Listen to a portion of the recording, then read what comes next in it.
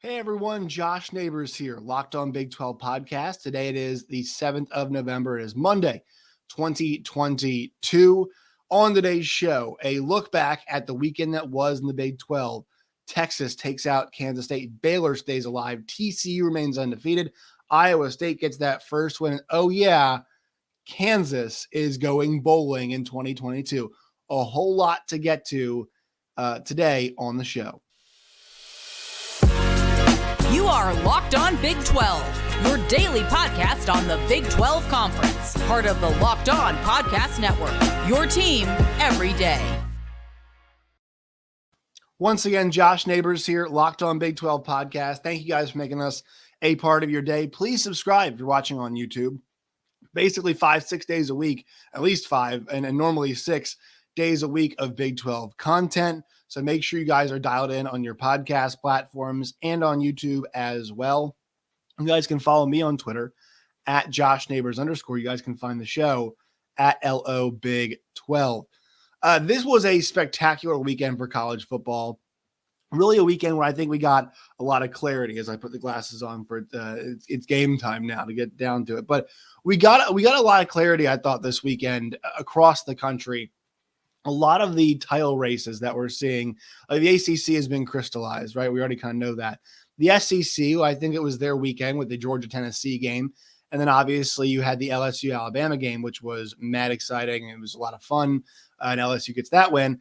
That title game is pretty crystallized. I mean, if LSU takes control the rest of the way and they keep doing their thing, they'll be in good shape. They're 5-1. Ole Miss is 4-1. Alabama's 4-2, and LSU has a tiebreak over both. They're at Arkansas. They're at A&M. They have UAB in the middle of that. So even if they split those results, you still feel pretty good unless Ole Miss goes ahead and beats Alabama, which I don't think is going to happen.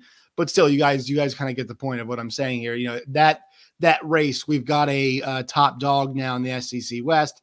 It's LSU. Georgia takes control of the East. So that kind of is resolved there right now.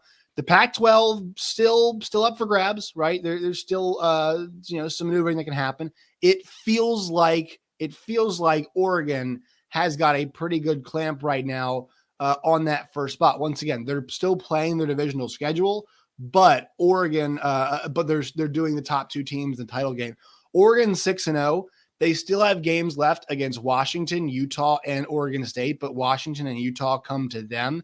And with the way they've been playing right now, I think it's really tough to see a situation where they miss out. That Utah game is going to be the big decider in that Pac-12 race, but you got to feel good with the way they've been playing and the fact that it is at home. If they hand Utah a second loss, it just becomes simple. The winner of USC and UCLA will decide who is going to be the second team. And USC's got Colorado and UCLA left. I don't think UCLA's schedule is considerably any more difficult. So really it feels like if Oregon beats Utah, those two will figure it out for that final spot. And then also the Big Ten, it's Michigan, it's Ohio State. That's the real Big Ten title game. We just saw Illinois lose to Michigan State at home. It really does not feel like it matters who comes out of the West. That team from the Big Ten East is going to be your champion. Well, the Big 12 this weekend, if you think about us in relation to everybody else, and I'll say us because, it's the conference that I cover. So think about, the schools that we're looking at here. The Big 12 it's 4 teams. It is a 4-team race, and I could see all 4 of them in the Big 12 title game. Obviously, TCU has pole position right now. The teams behind them with 2 losses, it's Texas at 4-2, Baylor at 4-2, and Kansas State at 4-2. And the fun thing is, everybody's really going to play everybody the rest of the way.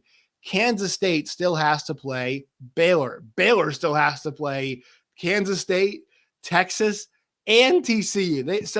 They got a tough schedule, but they control their own destiny the rest of the way. Texas still has to play, as I mentioned, Baylor and TCU. And so this thing is far from over. I mean, sure, TCU's up front, but if TCU were to lose their next 2 games, there's a chance they could get knocked out of the Big 12 title game.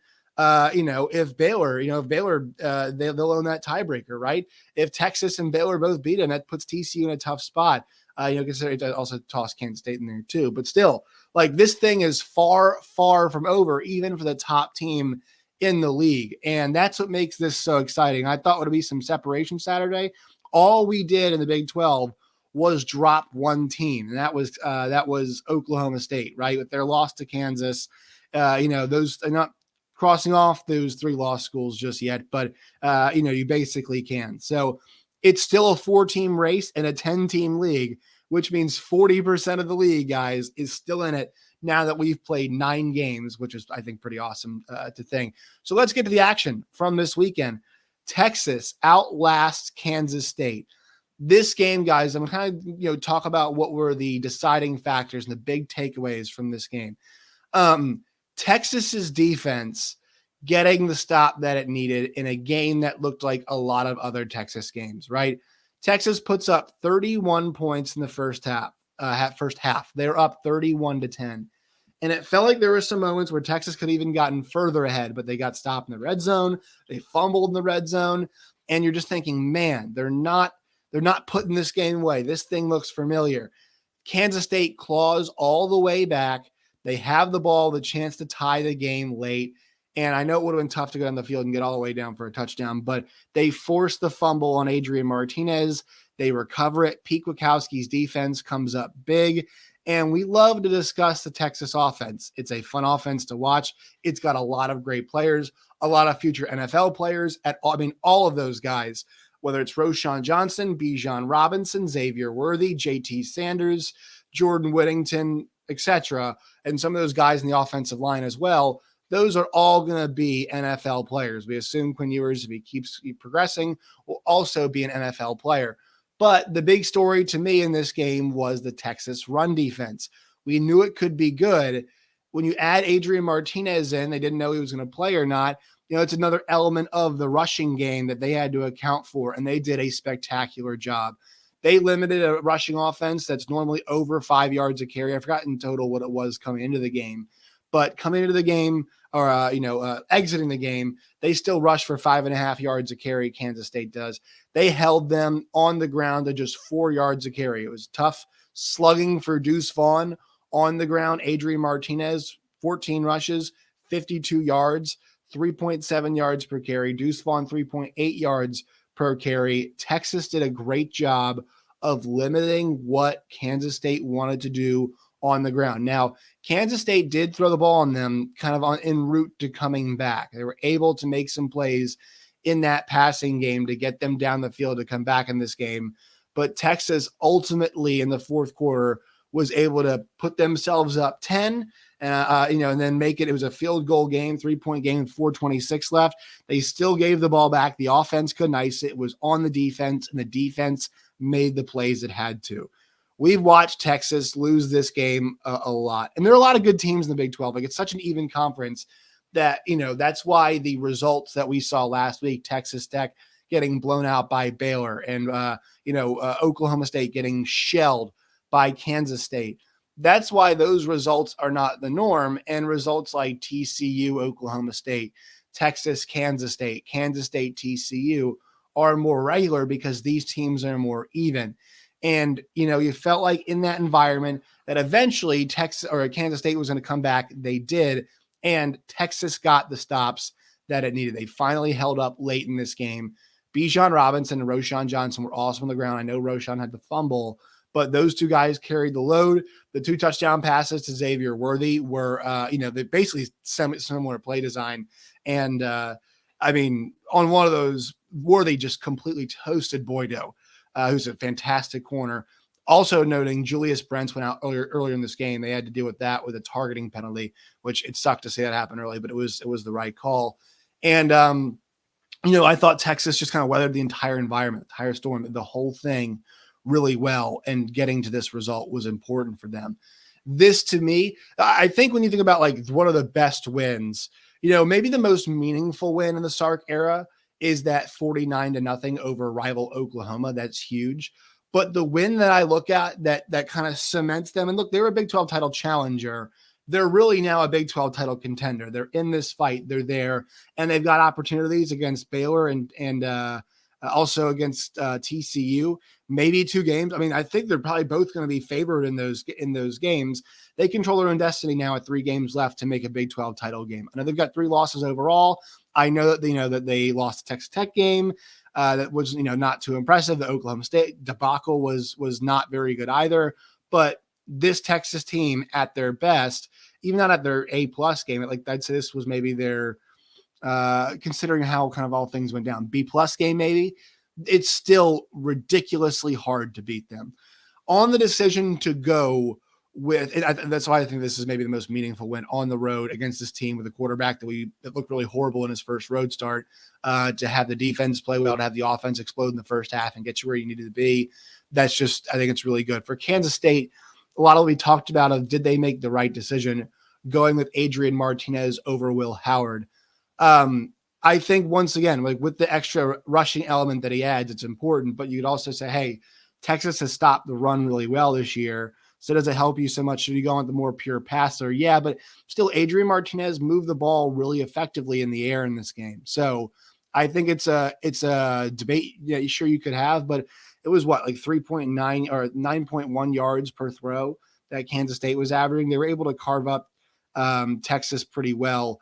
The interception was really bad, sure, but Will Howard's also thrown some bad interceptions in his day. I know he didn't throw any last week, but there were some bad throws last week. So I don't think it's necessarily fair to say, after the game's over now that Chris Kleiman made the wrong decision playing Adrian Martinez as opposed to Will Howard. I think it's a debate, it's conversation. You could probably be on the side that say, well, they play Will Howard, but still there was some effective stuff they did with Martinez. It's not like the offense got shut out, but yeah, Texas put it on the first half a little bit, and then that second half rally came and they weathered the storm.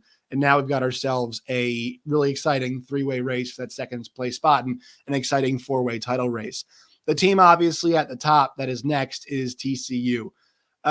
They dilly-dallied in their win against Texas Tech. And it's not all on TCU. I thought Texas Tech's defense did a very good job.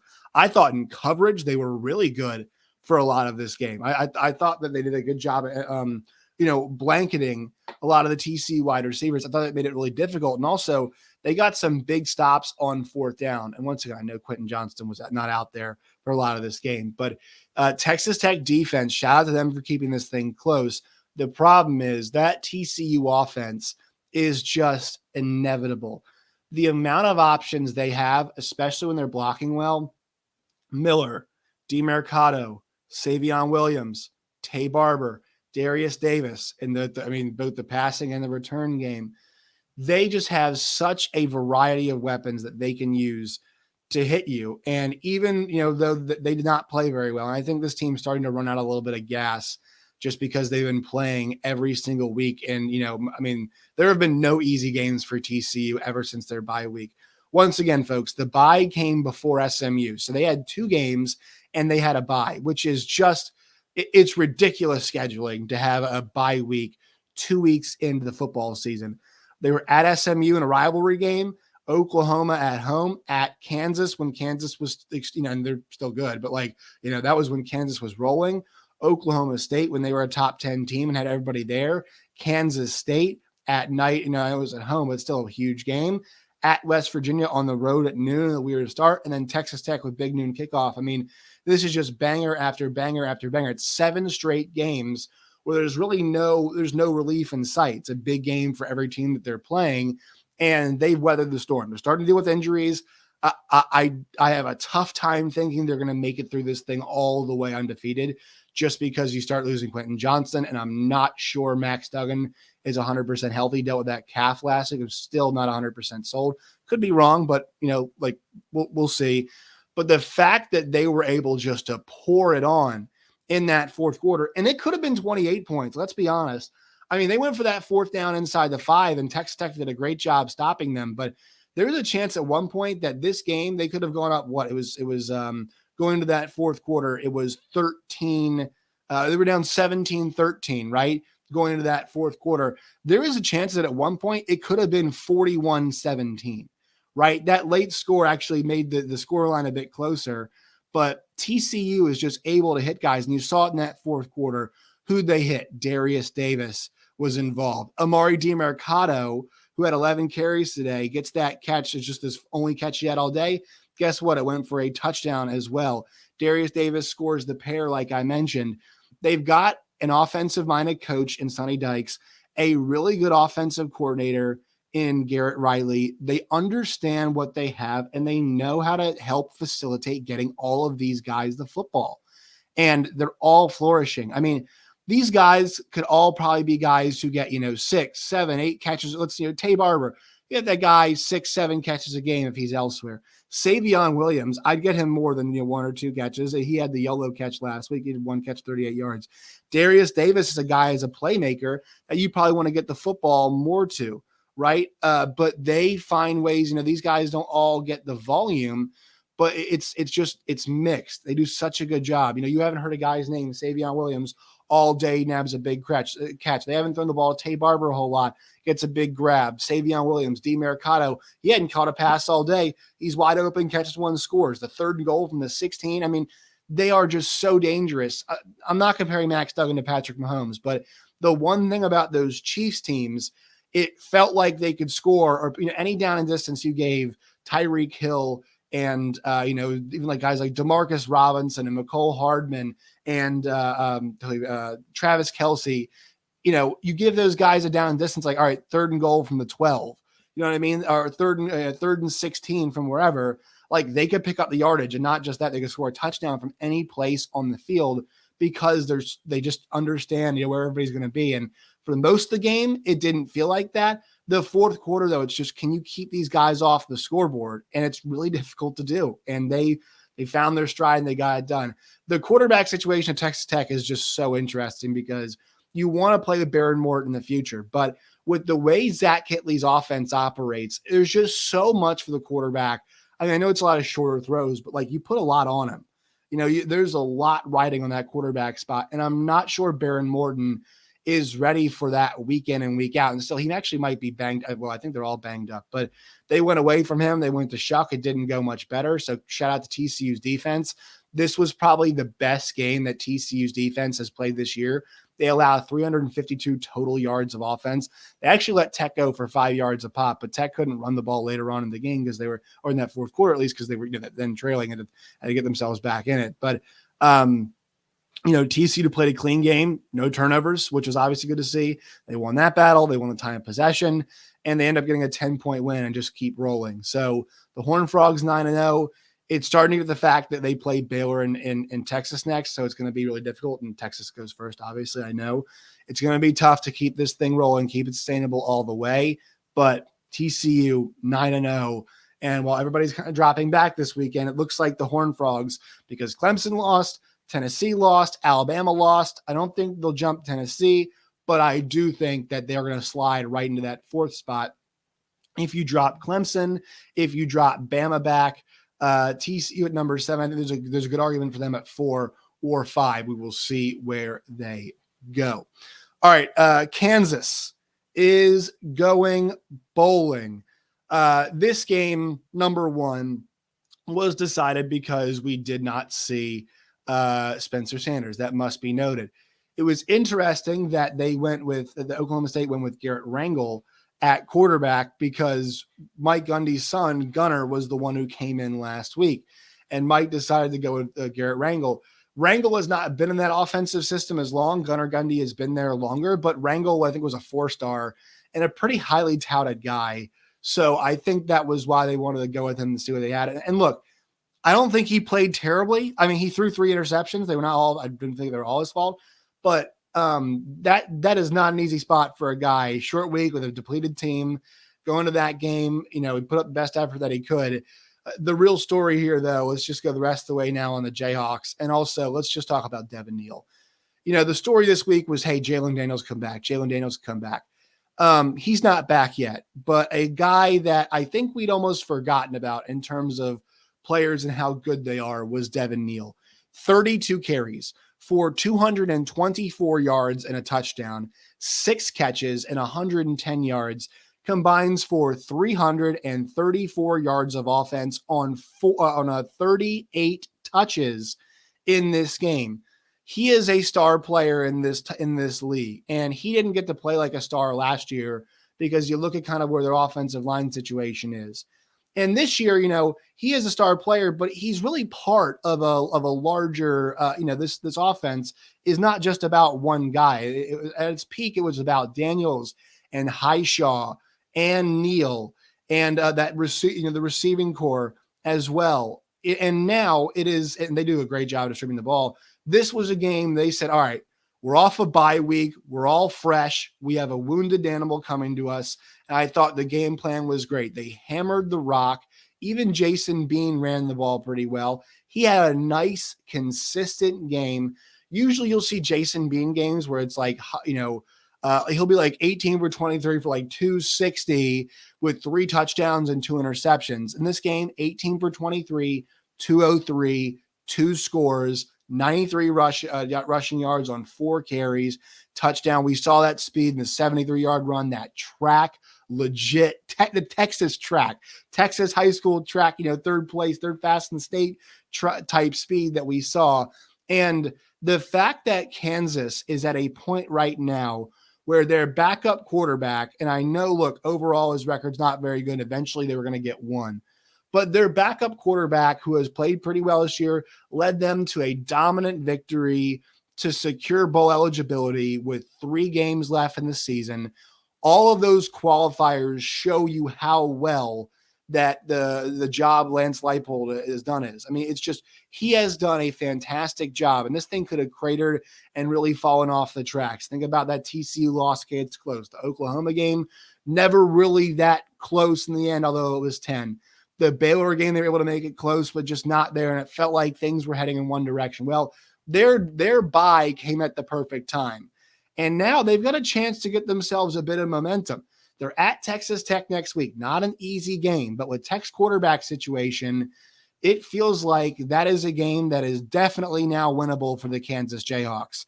I don't think they're just content with 6. Sure, it's celebration. It's great. But if Jalen Daniels is coming back, you're going to tell me that team is sitting on their laurels thinking, thank God for 6. No, they're not going to be saying that. They're going to be going for more. And there's a lot left on this bone for them. At Texas Tech, home for KU, at Kansas State. Difficult games, sure. But we saw it in Texas last year. That game is super spicy, especially if KU can win this week. They get to 7-3 and they host Texas next week. Oh boy, everybody's gonna be talking about that game just because the reminder of where it is, and especially if Texas beats TCU this week and kind of puts themselves in a great spot. They're going to have to win that game, it feels like, against Kansas to keep where they are in the Big 12 standings, keep up the title themselves for title appearances. That game gets really interesting. So I'm fired up to watch the rest of the season for Kansas. And then for Oklahoma State, just feels like they're out of gas. I've said this before, I'll say it again. I think they emptied the clip in the Texas game. That's what it felt like to me. And that's a huge, obviously, difference maker now for them. All right, Baylor stays alive. This was a fun Big 12 football game, but it was not it was fun back and forth, rock'em sock'em robots with scoring, but it wasn't all about the passing game. This was about running the football. Now, Dylan Gabriel did throw for 260, but he did throw 3 interceptions this game. That was one of the big differences. But look at how these teams ran the football. We knew that Baylor was going to establish it in this game because of, number one, that's what they do, the wide zone. Number 2, that Oklahoma rush defense is still one of the worst, and it's still the worst in the league. 48 carries for 281 and 5 scores. And Richard Reese banged up. Squirrel Williams, 25 carries, 192, 2 touchdowns. Quaylen Jones, a touchdown. Jordan Neighbors got 3 for 33 and a score, baby. Richard Reese did get score earlier in the game. These guys, they just have a lot of depth at running back, and they're good at the offensive line. Baylor is, and they were able to just ride that to a victory. And look, I know Blake Shapen had the turnover, but Dylan Gabriel made more mistakes. He threw 3 interceptions in this game, and that was the decider. Oklahoma outgained them. They had 500 total yards of offense. They threw for 7.7 and they ran for 5.3 on the ground. But the 3 turnovers are big because it flipped the time of possession. It gave Baylor extra opportunities to score, And, you think after that, like that's all that team does. You can't keep making mistakes like that. Baylor got 7, let's see, then 3, and then I'm looking after the next interception. Yeah, they were able to capitalize off those turnovers. They scored 10 points off those turnovers. And ultimately, you look at those 10 points. I mean, what was Baylor up late in this game when OU went and got that late score? They were up 10, right? So those turnovers end up really being the difference. Those extra possessions, those extra 10 points is what allowed Baylor to put themselves over the top. Now, I know there was a tip ball and then a question about pass interference on one of them, but still, it wasn't like Dylan Gabriel had a great day. That one that he threw to the guy that was a questionable pass interference, the guy was draped all over him. There's no reason for Dylan Gabriel to be making that throw. That Oklahoma defense still has so much it has to correct. They're not all the way there yet. So they turned the corner a little bit. They got themselves back to 5-3. But Baylor is just playing a bit better right now. After that West Virginia game, it seems like they've corrected things. A really impressive performance on the road against Texas Tech, followed up by a really impressive performance on the road against Oklahoma, doing what you had to do to get the job done. Their offense, it's been very effective. It's almost been more effective, though, as they kind of toned back the Blake Shapen experience. I know he was throwing the ball all over the place against West Virginia until he got knocked out of the game, but the Tech game, he managed the game pretty well. Here, they didn't put too much on his plate, I thought, despite the fact that he had an interception, and that was the big key. Forcing the turnovers, running the football, and I'm telling you guys this again, Blake Shapen looks like he's 2021 Spencer Sanders. He's managing the game. They're running the rock, and their defense is making some plays right now. It's not the 2021 Baylor defense. It's not the 2021 Oklahoma State defense, is my alarm. It was off middle of the show. I hate to see that. It's neither of those things at this point in time. But it's still effective enough if they keep forcing turnovers to get the job done. Huge test for them this week. They host Kansas State coming up this Saturday night. So fired up for that game. Last one we will get to, Iowa State finally gets their first conference win. They were due this win, and they get it done. Hunter Deckers, I thought, was like very, very solid in this game, and you can't say that for the most part about him this season. They ran the ball very effectively, at least for Iowa State standards, something they have not done this season. And guess what? Their defense was fantastic. JT Daniels had a horrible day. They had to bring Garrett Green in. West Virginia's banged up. I mean, you lose CJ Donaldson for the season. Tony Mathis didn't play either. So it's just Justin Johnson, and then they had to run Garrett Green a good amount as well. That's a depleted team. It's a West Virginia team. It's not saying they're mailing it in, but I mean, their season is, it's over at this point. I mean, they're 3-6 on the year. They've got Oklahoma, Kansas State, and at Oklahoma State left for them. I know 2 of those are at home, but does it really feel like they've got anything left in the tank for anybody at this point in time? I just don't think they do. Once again, I've made my point clear about Neil Brown. But Iowa State, credit to them for getting on the board. And I'll tell you this, guys, they have an interesting stretch coming up. They're 4-5. They've got at Oklahoma State. So we'll see what the Garrett Rangel, Spencer Sanders, Gunnar Gundy situation is. They've got Texas Tech at home, and they've got TCU on the road. If they win these next 2, they're going to be bowling, right? And that would be really impressive because I do not think this team's very good. It's going to be tough to do, but I think this team actually has a chance. I think they actually have a chance to go bowling. And look, they're not better than Oklahoma State, but Oklahoma State's beat up. Their defense will travel well against probably use a quarterback that we know that is pretty young and Garrett Rangel. And, this Oklahoma State defense is not very good. So there's an opportunity there for maybe Hunter Deckers in the running game to kind of continue some positive momentum. So shout out Matt Campbell. They got that win. They needed that one pretty badly. All right, quick check-in on the other schools. BYU gets a huge win over Boise State this weekend. Did not catch much of this game, but I saw Puka Nacua had a big day, and BYU has been banged up. They have not played very well. So the fact they were able to get on the road and beat a surging Boise State team, very impressive to me. SMU and Houston played a basketball game. 77 points for SMU. Houston scores 63. I mean, look at the total yards in terms of offense in this contest. Houston had 710. SMU had 642, 9.8 yards per passing attempt. per pass for the Houston offense, 10.2 for Tanner Mordecai. And this game was absolutely bonkers. Clayton Tune finishes with 7 touchdown passes and 3 interceptions. Tanner Mordecai threw for 379 yards and count them, 9 touchdowns. Nobody could stop anybody in this game, which made it fantastic and awesome. I was able to see some of the highlights. It was nutty. UCF gets a big win on the road against Houston to set up a very important American clash next week in the American Conference. It's going to be 3:30 on ESPN2. 7-2 UCF, who's 7-2, 4-1 in the league, taking on Tulane, who's 8-1, 5-0 in the American. This game has a chance of being a preview of the American Championship game right now. Cincinnati is still sitting there at 4-1, but UCF has the win over them. So this game is massive, and you can shout out and thank the UCF Knights for beating Houston and kind of setting up this really pivotal, fun, exciting AAC matchup. And then last but not least, Cincinnati with a workmanlike victory over Navy, 20-10. So there you go. There's that.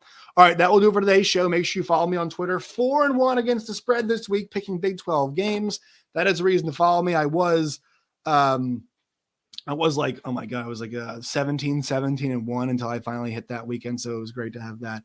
But make sure you guys follow us on Twitter at LOBig12. You guys can find me at @JoshNeighbors_. Till next time, my friends, as always, stay safe.